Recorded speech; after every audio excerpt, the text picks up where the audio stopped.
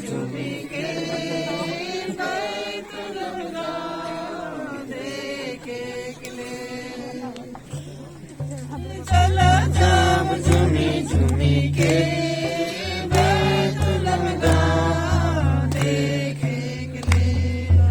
चला जाब झूमी झूमी के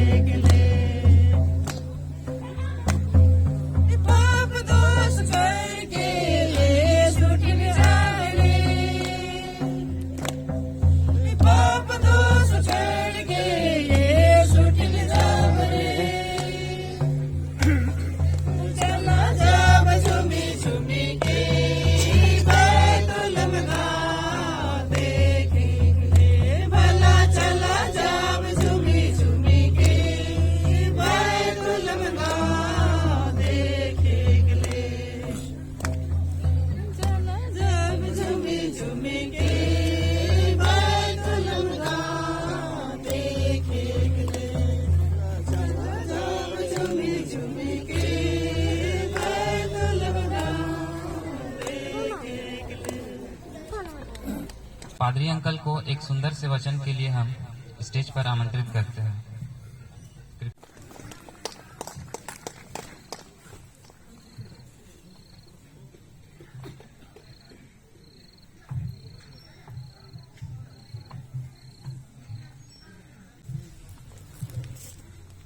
सचमुच आज हम लोग अपर दाऊद नगर के इतने प्यारे लोग यीशु ख्रिस्त का जन्म पर्व के अवसर पर कहेंगे, ख्रिस्त जयंती मिलन समारोह के अवसर पर एकत्रित होते हैं और प्रभु के उस जीवित और पवित्र वचन में से सुनते हैं। ये हम लोग दो वचनों में से लेंगे। पहला वचन मीका 5:2 से 5 सुनेंगे। पहला वचन मीका 5:2 से 5, जहाँ पवित्र वचन कहता है, हे बैतलहम एफ्राता, यदि तो ऐसा छोटा है कि यहूदा के हजारों में गिना नहीं जाता, तब भी तुझ में से मेरे लिए एक पुरुष निकलेगा जो इसराइलियों में प्रभुता करने वाला होगा, और उसका निकलना प्राचीन काल से वरन अनादि काल से होता आया है। इस कारण वह उनको उस समय तक त्यागे रहेगा जब तक जच्चा उत्पन्न ना करे। तब इस्राएलियों के पास उसके बचे हुए भाई लौटकर उनसे मिल जाएंगे और वह खड़ा होकर यहोवा की दी हुई शक्ति से और अपने परमेश्वर यहोवा के नाम के प्रताप से उनकी चरवाही करेगा।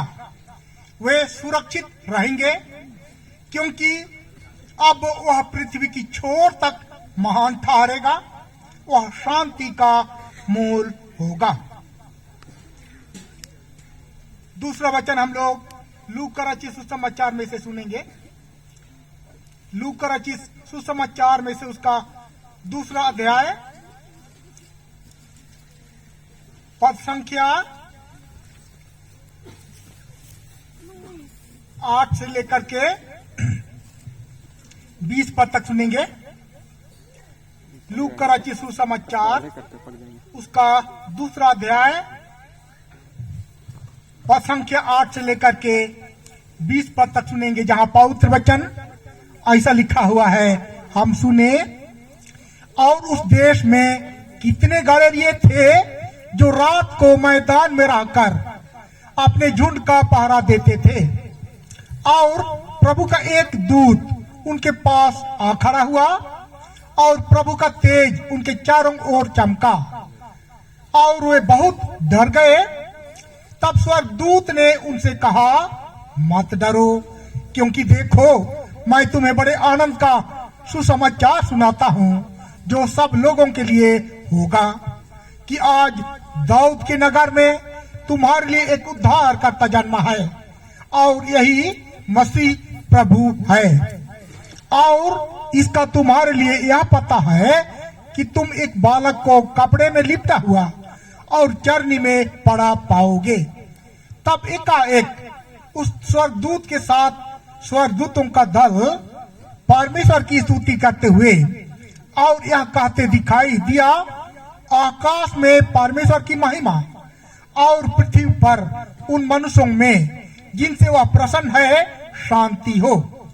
जब स्वर्गदूत उनके पास से स्वर्ग को चले गए तो गड़ेरियों ने आपस में कहा, आओ हम बैतलहम जाकर यह बात जो हुई है और जिसे प्रभु ने हमें बताया है देखें।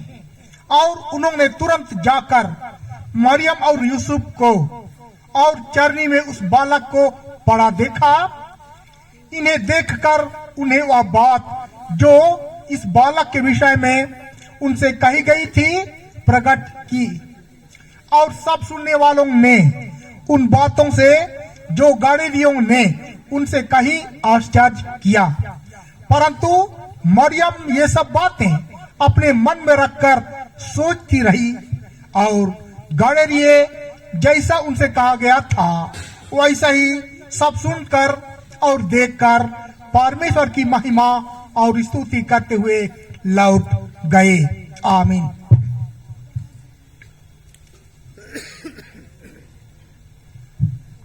ख्रीस्त यीशु में मेरे प्रियो, सचमुच आज सारा संसार मसीह के नाम से जय जयकार कर रहा है,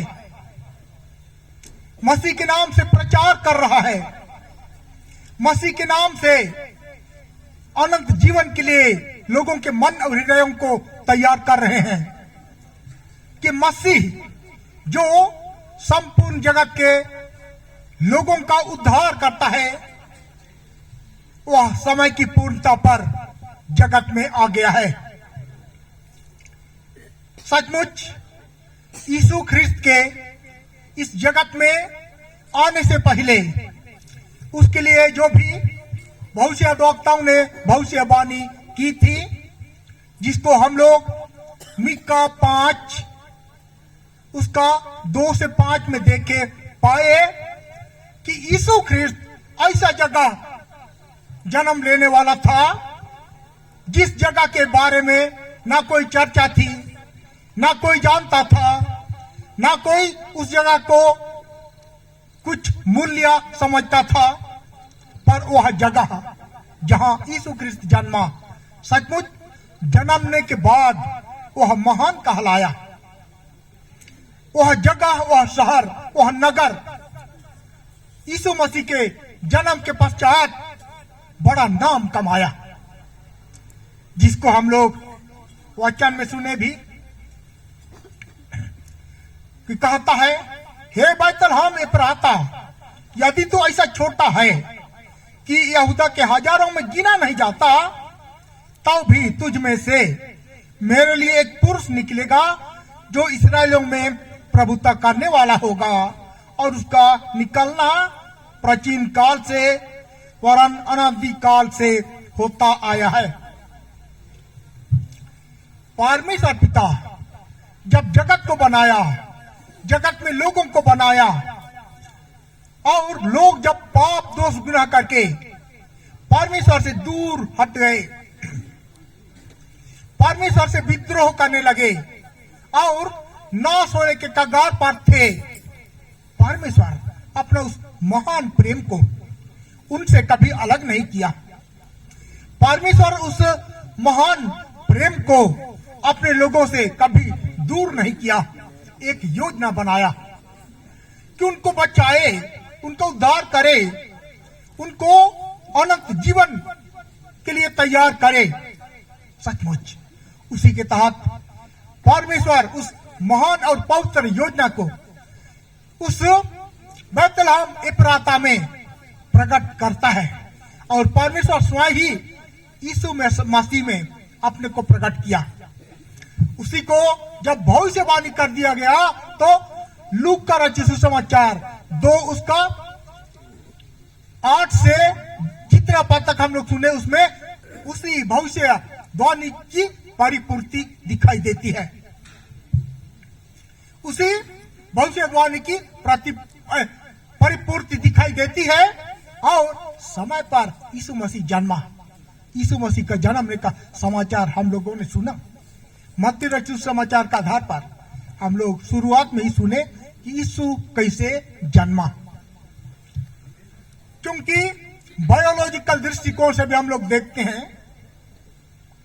जब माता पिता मिलते हैं तो बच्चे पैदा होते हैं, सब कोई जानते हैं। दुनिया का रिवाज है, दुनिया का रीति है और सृष्टि का नियम है।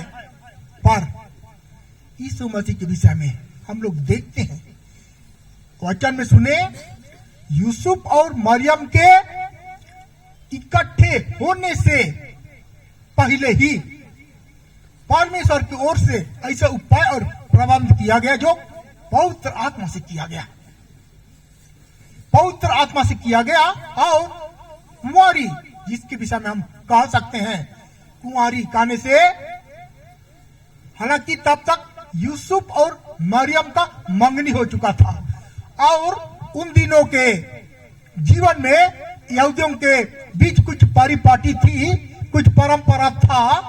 उसके आधार पर किसी 2 व्यक्तियों का अगर मंगनी होता है तो 1 साल के लिए वैलिड रहता था, और जब तक पवित्र विवाह नहीं होते हैं तब तक में अगर कोई मर जाता है तो एक को विधवा माना जाता था, विधुर माना जाता था।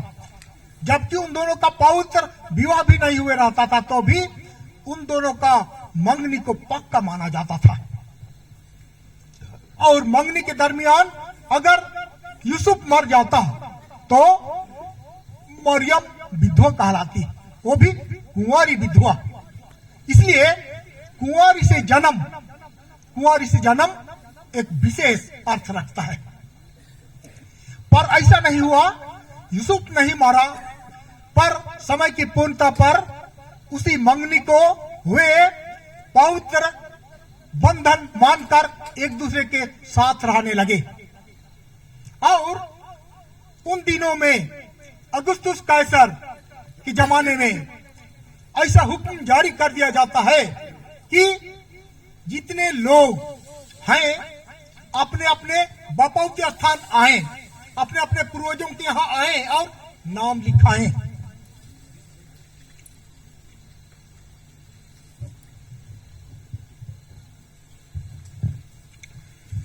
तो समय की पूर्णता पर यूसुफ और मरियम भी जाते हैं। क्योंकि दोनों दाऊद के कुल में से थे, इसलिए वे दोनों नाम लिखाई के लिए कहा जाते हैं, वही बैतुलहम, जिसको हम लोग मिक्का नबी के किताब के आधार पर देखते हैं, हे बैतुलहम, हे एफ्राता। वही बैतुलहम जाते हैं। और चूंकि मरियम ऐसा परिस्थिति में थी जो कि जल्दी से चल नहीं सकती थी, हो सकता है गधा या गद्दी का इस्तेमाल किए होंगे, उन दोनों को जाने में पहुंचने में समय लगा होगा, जिसके चलते सबसे लगभग आखिरी में पहुंचे। तब तक सब तरफ भर चुके थे, सब तरफ भर चुके थे, उन दोनों को कहीं जगह नहीं मिला। पर ईश्वर का जैसा योजना था, जैसा प्रबंध था, उन दोनों को गौशाले में जगह मिलता है, उन दोनों को गौशाले में जगह मिलता है। और वहीं किसी तरह अपना रात बिताने का ठान लेते हैं और रात बिताने का प्रयास करते क्रम में आधी रात को हम लोग वचन में सुने, आधी रात को कुंवारी मरियम से यीशु ख्रिस्त का जन्म होता है। कुंवारी मरियम से यीशु ख्रिस्त का जन्म होता है, जिसके विषय में हम लोग सुने थे, पवित्र आत्मा से वह गर्भवती थी, पवित्र आत्मा से वह गर्भवती थी। समय की पूर्णता पर आधी रात को वह यीशु मसीह को, जो संसार का राजा है, हम लोग साक्षी बन गीत नंबर 19 में सुने, आज एक बालक जन्म है जो संसार का राजा है, अपने पास बुलाता है सारे जात और धर्म के लोगों को। ख्रिस्त में मेरे प्रियो, वही यीशु ख्रिस्त आधी रात को जन्म लेकर इस दुनिया में आया। उतनी बड़ी भीड़ में यीशु बालक, जो परमेश्वर का एकलौता पुत्र कहलाया, समस्त संसार के लोगों का राजा कहलाया, उद्धारकर्ता कहलाया, क्या भीड़ के लोग जाने? कभी नहीं। ये ईश्वरीय योजना नहीं था कि भीड़ के लोग जाने, पर सबसे पहले कौन जाने यीशु ख्रिस्त का जन्म का समाचार? गरीब बेचारे गड़ेरियों ने जाना, जो कि आज ही के दिन के समान ठंड का समय था। गड़ेरियों के विषय में हम लोग सुने, वो मैदान में अपना मवेशी चरा रहे थे, और आधी रात को तो नहीं, पर अपने झुंड की रक्षा कर रहे थे। उसी बीच वहां स्वर्गदूतों का समूह आ पहुंचता है और उनको वह सुसमाचार सुनाता है, जिसको हम लोग सुने। क्या कहता है? और उस देश में जितने गड़ेरिये थे, जो रात को मैदान में रहकर अपने झुंड का पहरा देते थे, और प्रभु का एक दूत उनके पास आ खड़ा हुआ, और प्रभु का तेज उनके चारों ओर चमका, और वे बहुत डर गए। तब स्वर्गदूत ने उनसे कहा, मत डरो, क्योंकि देखो मैं तुम्हें बड़े आनंद का सुसमाचार सुनाता हूँ, जो सब लोगों के लिए होगा, कि आज दाऊद के नगर में तुम्हारे लिए एक उद्धारकर्ता जन्मा है, और यही मसीह प्रभु है। और इसका तुम्हारे लिए यह पता है कि तुम एक बालक को कपड़े में लिपटा हुआ और चरनी में पड़ा हुआ पाओगे। तब एकाएक उस स्वर्गदूत के साथ स्वर्गदूतों का दल परमेश्वर की स्तुति करते हुए और यह कहते दिखाई दिया, आकाश में परमेश्वर की महिमा और पृथ्वी पर जिनसे वह प्रसन्न है, और पृथ्वी पर उन मनुष्यों में जिनसे वह प्रसन्न है शांति हो। सबसे विशेष बात, यीशु ख्रिस्त का जन्म तो हुआ, यीशु ख्रिस्त के जन्म के कारण यहाँ एक विशेष बात कही जाती है, आकाश में परमेश्वर की महिमा और पृथ्वी पर उन मनुष्यों में जिनसे वह प्रसन्न है शांति हो। ऐसे वैसे लोगों के लिए नहीं, पर परमेश्वर को जानने वाले लोगों के लिए, परमेश्वर के चाहने वाले लोगों के लिए शांति का राजकुमार के रूप में यीशु ख्रिस्त इस जगत में आया। वह यीशु ख्रिस्त जीवन का दाता होकर के, शांति का दाता होकर के, शांति का सोता होकर के जगत में आया कि लोग अपने जीवन में शांति की खोज करें तो यीशु के पास आए, आनंद की खोज करें तो यीशु के पास आए, क्योंकि वह शांति का राजकुमार है, आनंद का दाता है, आशीष का दाता है। इसलिए ख्रिस्त में मेरे प्रियो, इस पवित्र वचन के आधार पर हम लोग देखते हैं सचमुच जब स्वर्गदूत उनके पास से स्वर्ग को चले गए तो गलीलियों ने आपस में कहा, आओ हम बैतलहम जाकर यह बात जो हुई है और जिसे प्रभु ने हमें बताया है देखें। और उन्होंने तुरंत जाकर मरियम और यूसुफ को और चरनी में उस बालक को बड़ा देखा। इन्हें देखकर उन्होंने वह बात जो इस बालक के विषय में उनसे कही गई थी प्रकट की, और सब सुनने वालों ने उन बातों से जो गलीलियों ने उनसे कही आश्चर्य किया। परंतु मरियम ये सब बातें अपने मन में रखकर सोचती रही, और गलीलिये जैसा उनसे कहा गया था वैसा ही सब सुनकर और देखकर परमेश्वर की महिमा और स्तुति करते हुए लौट गए। ख्रिस्त में मेरे प्रियो, उस बैतुलहम की घटना को देखते हैं।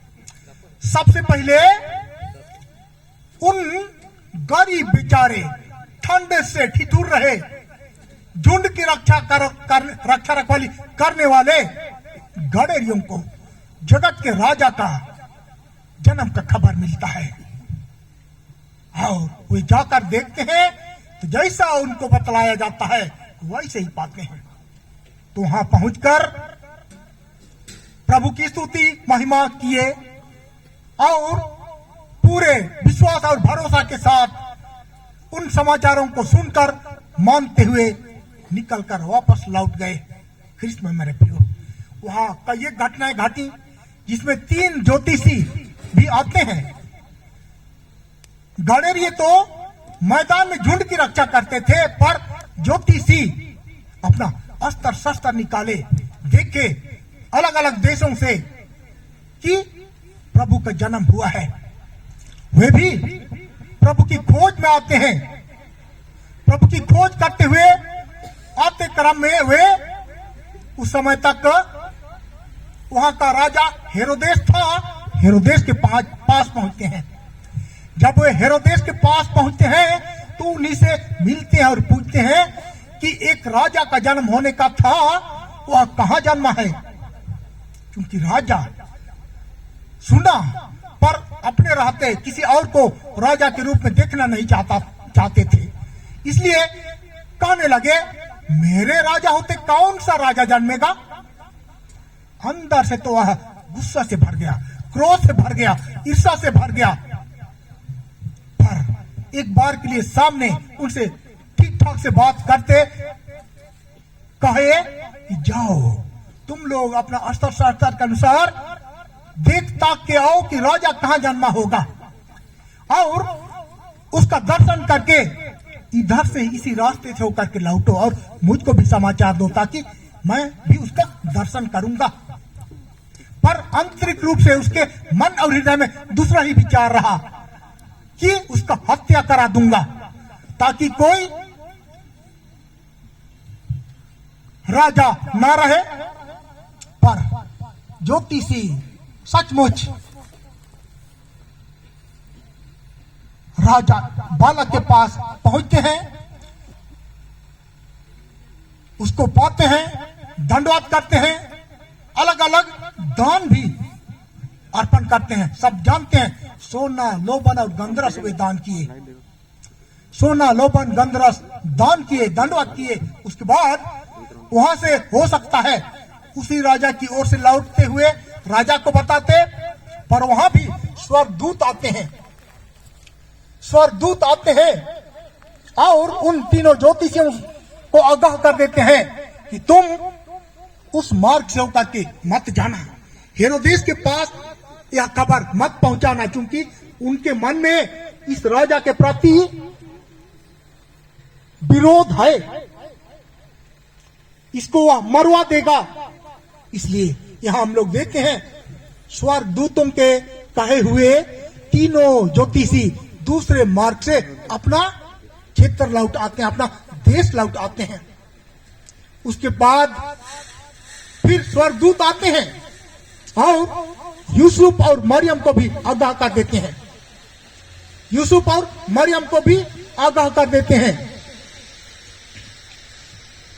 और कहते हैं कि तुम रातों रात यहां से गलील के नासरत चले जाओ, रातों रात गलील के नासरत चले जाओ, क्योंकि हेरोदेस इसका प्राण का प्यासा है, हेरोदेस इसका प्राण का प्यासा है। यूसुफ और मरियम उस बालक यीशु को, जो कि बहुत सुंदर था, रातों रात गलील के नासरत नगर ले जाए गए। जब तीनों ज्योतिषी उस मार्ग से राजा हेरोदेस तक नहीं पहुंचे तो उनको लगा कि ये कोई षड्यंत्रकारी रहे, इसलिए वह योजना बनाता है। 2 बरस से पहले 0 से 2 बरस तक के लड़के बच्चों को कत्ल करवा देता है, हत्या करवा देता है, मर्डर करवा देता है, ताकि जाने अनजाने में वह राजा बालक यीशु बालक भी मारा जाए। पर ईश्वर का उपाय और प्रबंध और योजना यीशु को बचाने का था, इसलिए गलील के नासरत नगर में यूसुफ और मरियम उस सुंदर बालक को लेकर के चले गए। तब इधर हर एक घर परिवार में कोहराम मच गया, हाहाकार मच गया। देखिए यीशु के आने से तलवार काम किया और यीशु भी कहा है कि मैं इसलिए आया हूं कि लोगों के बीच तलवार चले। आज हम लोग यहां देखते हैं, यहां एक विशेष बात मैं बतला देना चाहूंगा। जब स्वर्गदूतों के कहे अनुसार यूसुफ और मरियम यीशु बालक को लेकर गलील के काना गलील के नासरत क्षेत्र में ले जा रहे थे आधी रात को, तो रास्ता में एक रॉबिन हुड लुटेरे समूह के लोग उनको पाए, रॉबिन हुड लुटेरे समूह के लोग उनको पाए और कोई भी गरीब कोई भी धनी उनके सामने आता था, उनसे लूट खसोट कर लेते थे, उनसे मारपीट कर लेते थे और भगा देते थे और सारा सामान ले जाते थे। जब यीशु बालक को यूसुफ और मरियम उसी मार्ग से लेकर के जा रहे थे, रॉबिन हुड लुटेरे वहां छेके, देखे इतना सुंदर बालक, इतना सुंदर यीशु बालक के संपर्क में आते हैं तो उनका विचार बदल जाता है। यीशु बालक के संपर्क में आते हैं तो उनका विचार बदल जाता है, लूटते नहीं है पर उससे आशीर्वाद लेकर के चले जाते हैं। और वो आशीर्वाद क्या रहा? हे सुंदर यीशु बालक, हे सुंदर बालक, तू इतना रूपवान है, तू इतना आकर्षक है, तू इतना समृद्ध है, आज तुझको हम लोग जाने देते हैं, आज तेरा हम कुछ भी हानि नहीं करेंगे, आज तेरे सामान में से हम लोग को कुछ नहीं चाहिए, पर जाओ कुशल से चली जाओ। पर एक दिन ऐसा मौका आएगा तू भी हम में से हर एक को बचाएगा, तू भी हम में से हर एक को बचाएगा। उस दिन मुझको याद करना। ख्रिस्त में मेरे प्रियो, इस वचन के आधार पर हम लोग देखते हैं जब यीशु ख्रिस्त जगत के लोगों का उद्धार का काम को क्रूस काट पर पूरा करते हैं। क्रूस काट पर पूरा करते हैं तो एक डाकू जो मन फिराने वाला था वही था।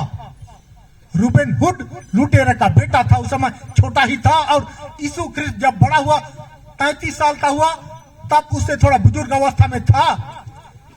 उस क्रूस काट पर मिलते हैं, उस गलगथा के उस क्रूस काट पर मिलते हैं और वहां वह पश्चाताप करता है और यीशु उसको उसके कहे हुए वचन के अनुसार बचाता है। क्या कहता है? आज ही तू मेरे संग स्वर्ग लोक में होगा। वही डकैत था, वही रूबेन हुड लुटेरा था जिसको यीशु ख्रिस्त बचाया। ख्रिस्त में मेरे प्रियो, इस तरह से यीशु बैतलहम एफ्राता में जन्मा और नबियों के कहे हुए वचन के अनुसार जन्मने के पश्चात नया नियम में उसका वर्णन है। उसमें बतलाया गया है कि यीशु ख्रिस्त का जन्म कैसे हुआ, क्यों हुआ, कैसे हुआ उसको तो हम लोग सुने पर क्यों हुआ। उन दिनों में जगत के जितने भी लोग थे सब कोई, आजकल क्या कैंसर रोग आता है, कैंसर रोग पकड़ता है तो मनुष्य मर जाता है क्योंकि उसका इलाज कराने के लिए उसके पास पैसा नहीं होता है। तो उससे भयानक और बढ़कर लोगों के जीवन में पाप का रोग जो असाध्य था, उस पाप का रोग से बच नहीं सकते थे। पाप का रोग से बचने के लिए डॉक्टर के पास जाने से भी उनके पास कोई औषधि नहीं। वैसे ही जितने वैद्य हुआ करते थे उनके पास जाने से भी उसका कोई औषधि नहीं कि वे इलाज कराएं और बच जाएं। एकमात्र यीशु ख्रिस्त पर विश्वास करने के द्वारा और यीशु ख्रिस्त का उस लोहू के द्वारा, यीशु ख्रिस्त का देह और लोहू के द्वारा मनुष्य का पाप शुद्ध होता है, मनुष्य का पाप दूर होता है। इसीलिए ईश्वर का योजना के अनुसार हम लोग यीशु ख्रिस्त पर विश्वास करते हैं कि हम उस असाध्य पाप रोग से बचाए जाएं और हमारा जीवन नाश होने से बचाया जाकर उस अनंत जीवन में भागी हो सकें। आज के जमाने में हम लोग क्या कंगाल रहना पसंद करते हैं? कभी नहीं। गरीब रहना पसंद करते हैं? कभी नहीं। हम इस विकासशील देश में हम अपने व्यक्तिगत व पारिवारिक व सामाजिक होकर के हम डेवलप करना चाहते हैं, उन्नति करना चाहते हैं। इसलिए हम लोग आज कोई रोग दुख से ग्रसित होना नहीं चाहते हैं। सब कोई भला चंगा रहना चाहते हैं ताकि भला चंगा रह करके स्वर्गीय धन को कमाएं और जगतीय धन को भी कमाएं। जगतीय धन को कमा करके हम परिपूर्णता का जीवन को प्राप्त करें और साथ ही साथ आध्यात्मिक जीवन में आगे बढ़े और उस अनंत जीवन को प्राप्त करें। कोई मनुष्य मरना नहीं चाहता है, सब कोई मरने से डरते हैं। एक वृद्ध मनुष्य, एक वृद्ध बुजुर्ग, मसीह वृद्ध बुजुर्ग कहते हैं, वे अधिकतर गैर मसीहियों के समूह में रहा करते थे, जीवन बिताए, काम काज किए और रिटायर होने के बाद जब वो अपने लोगों से मिले बहुत खुश हैं और हर दिन उसको बिनती समाज गिरजा आराधना जाना ही जाना है। और लोग उससे पूछते हैं कि आप गिरजा क्यों जाते हैं, आप रोज रोज गिरजा ही क्यों जाते हैं, दूसरा काम के लिए क्यों नहीं जाते हैं? वह बताते हैं, मैं मरने से डरता हूं, मैं मरने से डरता हूं क्योंकि बिना पश्चाताप किए, बिना यीशु के साथ रहे अगर मर जाऊंगा तो मैं नरक में ढकेल दिया जाऊंगा। और नरक का दशा को हम लोग समझ सकते हैं। उस अमीर व्यक्ति, धनवान व्यक्ति और गरीब लाचार के विषय में जानते हैं। अमीर व्यक्ति जब मर जाता है तो नरक में पहुंचाया जाता है जहां दुख ही दुख है, जहां कीड़ा और काई उसको खा रहा है। इधर करवट लेता है, इधर दुख, इधर करवट लेता है, इधर दुख। और वहीं वह गरीब लाजर जो उसके डेवढ़ी पर पाला जाता था, जो उसके डेवढ़ी पर जुठन गिरता था, उसको खा करके अपना पेट भरता था, वह अब्राहम की गोद में पहुंचाया गया। कृष्ण में मेरे प्रियो, इसी तरह से वह बुजुर्ग कहता है कि मैं मरने से डरता हूं, इसलिए मैं गिरजा आराधना जाता हूं, परमेश्वर के पास जाता हूं, मसीह के वचन को सुनने के लिए जाता हूं, ताकि मैं सुकून से मर सकूं, सुमृत्यु प्राप्त करके सुकून का जिंदगी प्राप्त कर सकूं, अनंत जीवन में संभागी हो सकूं। कृष्ण में मेरे प्रियो, आज सचमुच हम बाल समाज की अगुवाई में, बाल समाज की ओर से आयोजित किया गया इस स्थान पर अपर दाऊद नगर के इतने प्यारे लोग होकर के हम ख्रिस्त जयंती मिलन समारोह मनाते हैं। ख्रिस्त जयंती मिलन समारोह मनाने का खास अर्थ यही है कि जितने भी कौम के हों, यीशु की देह में हम बटे हुए हों, पर एक मन एक चित होकर के बालक राजा का जन्मदिन को मना पाए। यीशु बालक राजा का जन्मदिन को एक मन एक चित होकर मना पाए और उसका सुंदर संदेश प्राप्त कर सके, सुन सके और अपने जीवन को उस रूप में तैयार कर सके, ताकि हम मरने से ना डरें और इसी जगती जीवन में अपने को उस अनंत जीवन के लिए तैयार कर सकें। इसलिए सचमुच पर यह हमारे बलबूते की बात नहीं है कि हम अपने सोच विचार से, अपने कमाई से उस अनंत जीवन को प्राप्त करें, पर कहीं न कहीं हम चूक कर जाते हैं। इसलिए हम जब प्रभु के शरण में आते हैं, प्रभु के चरण में आते हैं, उसके पास आते हैं, उसके पवित्र वचनों को समझते हैं और उसके अनुसार जीवन की यात्रा में आगे बढ़ते हैं, तो सचमुच हम सही मार्ग पर, सही दिशा में आगे बढ़ते जाते हैं और एक दिन अनंत जीवन में भागी होते हैं। इसलिए सचमुच मसीह जीवन दुख भरा जीवन है, सब कोई जानते हैं मसीह जीवन दुख भरा जीवन है, क्योंकि मसीह जैसा अपने जीवन में दुख भरा जीवन व्यतीत किया, उनके अनुयायियों का जीवन भी वैसे ही होगा। इसलिए यीशु के पीछे चलने का मूल्य बहुत है, यीशु के पीछे चलने का मूल्य बहुत है। जब यीशु की नाई हम भी इस जगतीय दुख को, जगतीय विपत्ति को, जगतीय संकट को, जगतीय परीक्षा को अपने ऊपर लेते हुए विश्वास में जब स्थिर होते हैं, तब यीशु की प्रतिज्ञा के आधार पर कहता है प्रकाशित वाक्य 2:10 में, मैं तुझे जीवन का मुकुट दूंगा, अंत तक विश्वासी रह तो मैं तुझे जीवन का मुकुट दूंगा। हम विषम परिस्थिति में भी जीते हुए ईश्वरीय वचन पर विश्वास करें, ईश्वरीय वचन पर भरोसा रखें, यानी कि हमारे जीवन में संकट भी आए, विपत्ति भी आए, दुख भी आए, तकलीफ भी आए, तो भी हमें वचन से मुकरना नहीं है। जब वैसी परिस्थिति में भी वचन पर मनन ध्यान करते, शांति लेते, उस पर विश्वास और भरोसा रखते हैं, तो निश्चित रूप से हम उस जीवन का मुकुट को प्राप्त करेंगे।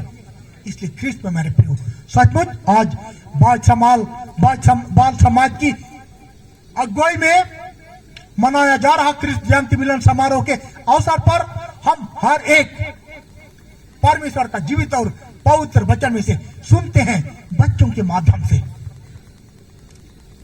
और पवित्र बाइबल के माध्यम से, और उस पर जब विश्वास करते, अमल में लाते हैं, निश्चित रूप से हमारा जीवन आनंदमय होगा, आशीषमय होगा।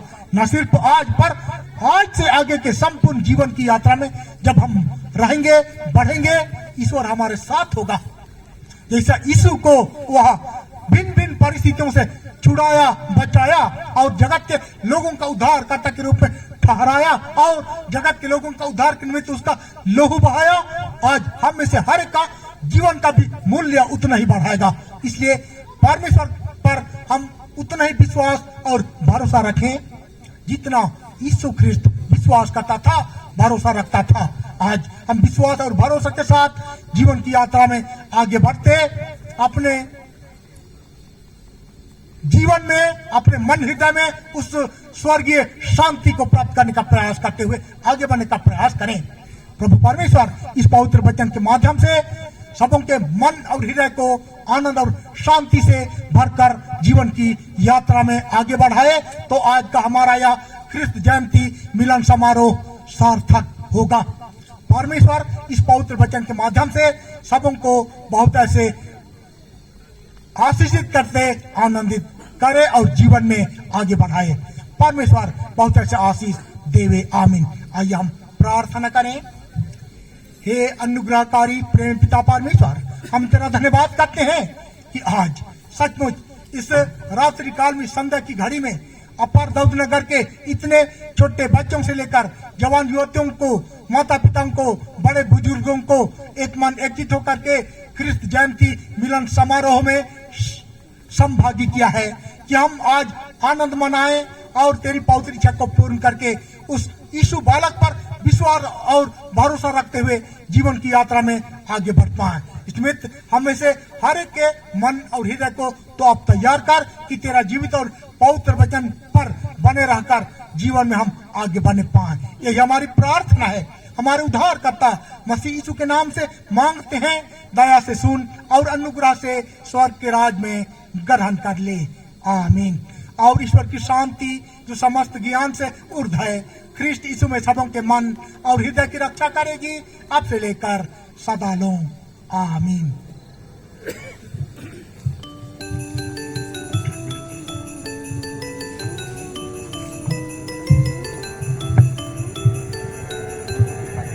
हम लोग पादरी अंकल को धन्यवाद देते हैं इस वचन के लिए। हम लोग सब ताली बजाएंगे।